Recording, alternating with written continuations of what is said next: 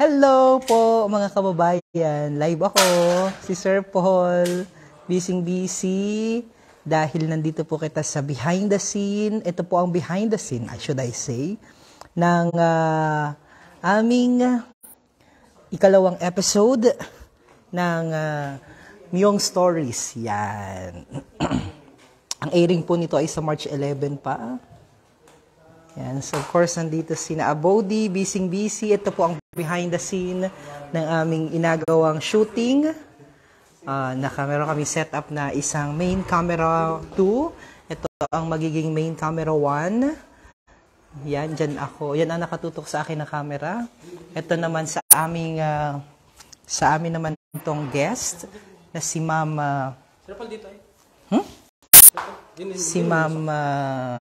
si Miss Tita Karen. Dahil nandito po tayo sa GCI. Tapos ito si Sir Jobs naman ang aming senior cameraman, videographer. Dahil nandito kami sa may GCI. Ito naman si Sir Paul, busy. Nandiyan ang aking magiging, yan ang teleprompter ko mamaya. Nakasetup na kita diyan. Yan, ang ganda dito po. Sa may gisian. Siyempre, meron din akong script na prepare, na lukot na. And then, dito tayo po sa may gisian. Yan. Cove Resort. Napakaganda dito. Pakita ko po sa inyo. Kumusta ang ating, yan si Sir Floor Director, so, Sound Engineer. Ito naman ang ating creative, si Abody. Ang ating sound, sa ating producer, Sir Santino Latorena, ang ating producer na busy.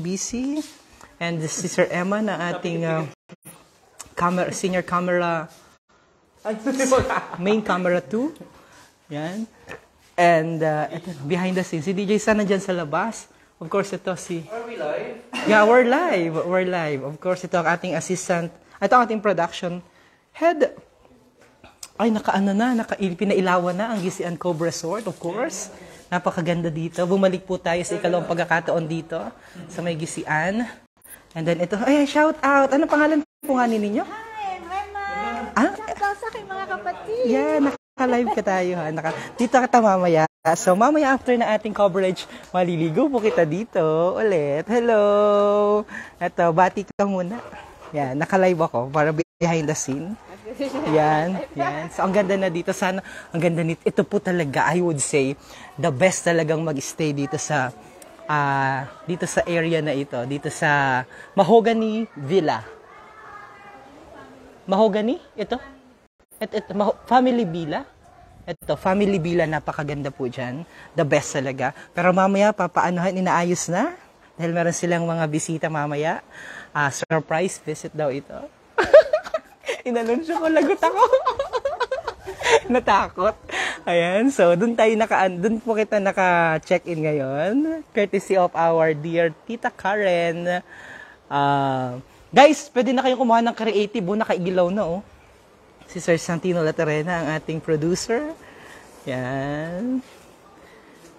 So, nandito po, maganda dito, Wow naman, mate. Sundo ako din, mapunta ako dyan. Mars Rodelas, special shout out sa iyo. So, nakaset up na po ang team. Hi, Kuyang! Kuyang. Busy sa paglilinis. Dahil dyan tayo malublob mamaya. So, napakagandang resort na ito. Yan, So, ito ang behind the scene na hinihintay lang natin.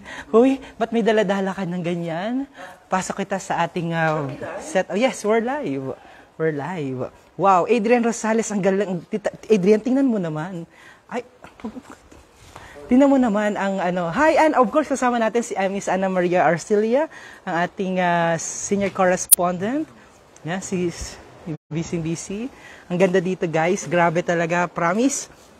Yan, konti na lang at ginutom kayo. Ay, grabe kayo. Yan ang behind the scene, Behind the scene ng ating setup. Ang ganda ng behind the scene natin. Ayan, talagang yan. So, dyan ako magbabasa ng aking script mamaya.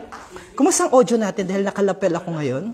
Nakalapel na ako ngayon. Wow, pa-shoutout po DJ. Hi, kabayang Ninette Maclu. Yan. Of course, batiin natin ang ating mga... Ang ganda ng ating ang ganda ng setup natin ngayon. Daming camera. Diba? Ayan, daming camera. May creative pa.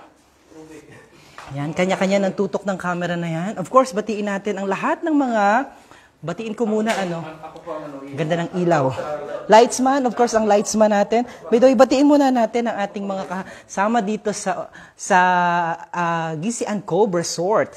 Shoutout kay Rema Halos, kay J. Ross Soleta, kay Maria Teresa Marte, Maribe Pedragosa, Marvin Pakaige, Erica Halos, Dindi Motol, Jason Tohon, Lorena Locayanan, Jimmy Locayanan. Yan. Okay naman ang audio. Okay? So itong audio na natin na ito, kinabit ko na yung lapel ko. Yan ang gagamitin mamaya para naman sa ating interview kay Tita Karen.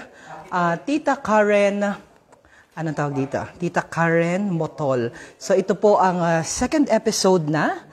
Hi po sa inyong lahat, magandang hapon dito kami sa San Antonio, sa Santa Cruz. Ang lapit lang dahil ang Santa Cruz ay, eto, pakita ko sa inyo.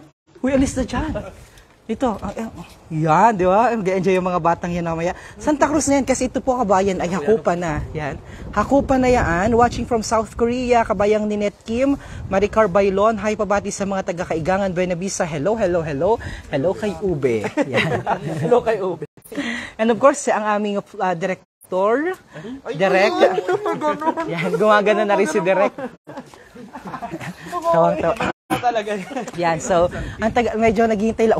Pinapailawan na ni Kuya. Excited na kami. At mamaya-maya, may balon-balon na. Yan. Shout out sa iyo. Kabayang Arnold. Nandito ba siya? Arnold. Hindi yan. Yan, so, ang ganda po dito, di ba? Tingnan nyo naman kung gaano kaganda. Yan, ang aliwalas. And nasa likod ko, ang ating mga crew, mga magagaling na crew, ang production team ng Marinduque News Network. Dahil ito po, ang shooting para sa ikalawang episode ng aming bagong programa na ilo-launch po this coming March. Advance na po kami nag-shoot ng aming mga ipapalabas para sa Myong Stories. At yan po ay ako po ang magsisilbing host at taga-timon ng programa. Maricar Bailon, Marieta Dinoso, pa-shoutout po sa family ko dyan, sa Mingi family, sa Ino at Duungan Mugpog, watching from Las Piñas. Yan, napakagantinan nyo naman po. Grabe, Ayun, nabida-bida. Yan, lovely, nice to see a place like this in our province. Like that in our province. Proud to be from Marinduque, watching from San Francisco, California. Kabayang Angie Jim Hambalos Olds. Yan, so talagang ganyan. Oh, yan. Daw pakita mo. And of course, kay Tita Ate Fem Oliveros. Say Ate Fem Oliveros. Yan. Ate Fem, shout out. Shout out sa inyo. Yan, ang behind the scene. Ginutom na ang ating mga ginutom na. Baka naman Tita Karen. Joke lang po. Ito si Abodi, talagang ready na para sa drone shot niya. Mag-drone si Abodi. Apparently, ang panahon ngayon ay medyo makulimlim kaya hindi kami makapagpalipad ng drone. Yan si Abodi ang ating creative. And then ito ang nakaset up na camera. Ito ang behind the scene po yan. Yan. Ano daw? Yan, so, MNN, yan. Marinduque News. Yan, so, yan po ang mga ininvest natin ng mga gamit. Yan. Tapos, dyan kami maupo, parang si Tito Boy Abunda. Parang Boy Abunda, Kasi ito pong mga bangko na ito, na nakikita po ninyo dito, ay si mismo ang nag-produce nito. Ito yung lapel na gamitin ni Tita Karen mamaya ng ating kakapanayamin, ang may-ari ng Gisian Cove. So, dito kami maupo. Itong mga upuan na ito, sila po mismo ang nagawa ko. Kaya kung gusto nyo mag-order, pwede po kayo magpa-customize sa kanila. Kaya ang lakas Boy Abunda ng ating datingan. Boy Abunda. Yan. So, ito ang Gisian Cove Resort. Napakaganda. Nandiyan ang ating... Ang ganda po nito, promise. Ang ganda nito, promise. Ang ganda punta ako dito. Yan. So, pupunta po kita dito sa ating... papasok kita. So, pag kayo po ay pumunta na dito sa Gisian Cove, dito po kayo unang pupunta. Ito po ang kanilang front desk. Yan. So, pasukin natin ang kanilang front desk na napakaganda ng mga staff. Yan. Uy, with love. Nakangiti talaga. Yan dapat talaga nakangiti. Yan. Welcome to Gisian. Ang ganda, di ba? Welcome to Gisian. Yan. So, anong kailangan mo nang gawin bago pagpupunta na sila dito? Sir, una-una, kailangan kailangan nilang mag-fill up for the swimming pool waiver. Okay, mag-fill up po kayo ng oras sa swimming pool waiver. Swimming pool and beach. Okay. For the forms individually.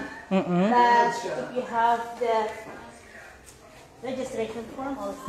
You need to sign as well the registration form. Ito ang kanilang mga all day breakfast. Pakita natin. All day breakfast, long silog, 145, hot silog, to silog. Ay, ang ganda-ganda naman ni Rio. Tapos may presentation sila. Ayan, nanonood pala sila dito. Yes. Yan, nanonood sila dyan live. Yan. So, anyway, ano pa yung gusto mong sabihin sa amin? And after this one, kailangan po mag-sign in sa ating guest Logbook? Incoming guest. Yan. Okay, so pwede na kayo mag-proceed. So yan. So, yan ang kanilang front desk officer na si Ate Miss Rema. Yan, lagi nakangiti. Yan ang importante, nakangiti. Ang pinakamaganda dito sa mga nagatanong po, may parking po ba dyan? Ayan na pala. So, malapit na si Tita. Okay, babalik na ako dito kasi nandyan ang kakapanayami namin. Pakita ko lang sa inyo ng pahapyaw ang ating Madam. Ayan, bumaba na siya. Yan po ang may-ari. So, yan. So, ayan na. Sisimula na tayo. So, magsisimula na po kami para sa aming interview. Ako po'y magpapaalam na muna sa inyo dahil nandyan na, nakaset up na ang team. Dahil nandyan na po ang ating kakapanayamin mamaya. Ito lamang po ay, ito lamang ay behind the scene. So, yan ang napakaganda, di po ba? Look at that. Look at that. Oh, ako po'y magpapaalam na muna dahil nakita ko na ang kakapanayamin natin. Alright, so nandyan siya. Yan po ang may-ari. So, nandyan na siya.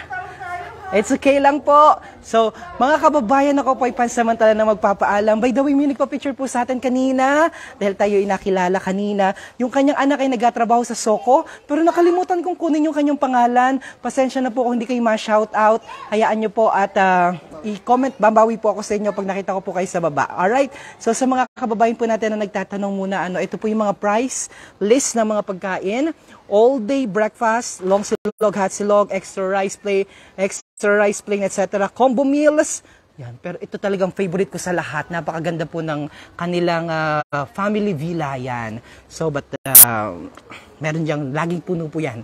And meron po diyang jacuzzi. May jacuzzi din dito. Okay, ako po yung magpapaalam na muna. God bless everyone. Mabuhay ang marindog kayo sa panig ng mundo. Love you all!